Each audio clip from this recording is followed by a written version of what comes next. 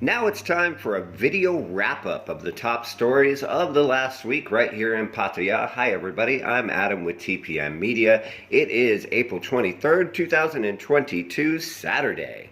The video footage that you're looking at shows our first story, in which, as you can see, people are lining up to buy mango and sticky rice earlier this week. And according to local vendors and restaurants that we've spoken to, the demand still remains extremely high.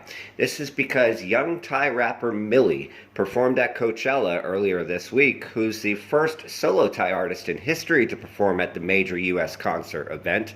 And as a result, on stage, she actually ate mango and sticky rice and helped promote it. The Thai government calls this soft power. Essentially, it's promoting cultural items like food, theater, arts, and sports to make people aware of Thailand.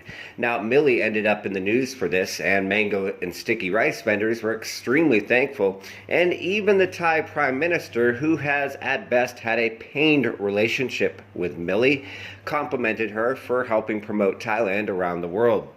The reason the Thai Prime Minister and Millie have had a strained relationship is because last year Millie criticized the Thai government's approach around COVID-19, and the Prime Minister pressed charges against her for defamation. She ultimately paid a fine of only 2,000 baht, or about $60 US. Millie's lyrics, which on a regular basis contain anti-government slogans and anti-government statements, are probably not something the Thai government wants to hear, but they have realized at the same token they may have to agree to disagree as the young star's popularity increases. The second big story that we have for the day came out yesterday, and most of you have likely seen it already, but we wanted to touch base on a few points. Test and Go is especially, well, gone. That's right. Especially after seeing it in the news for many weeks, and so many people sick and tired of Test and Go, with business sectors pleading for the program to go away for months now, especially from the hospitality and tourism sector. The Thai government finally gave in yesterday and said that Test and Go, effective from May 1st, will be gone. This was the program that was obviously extremely unpopular, in which when you arrived to Thailand, you had to take a COVID-19 test and wait for your results at a designated hotel. Now, of course, if you tested positive on your arrival test, this meant that you would go to quarantine, usually for between 7 to 10 days, depending on the circumstance, aka your holiday is over.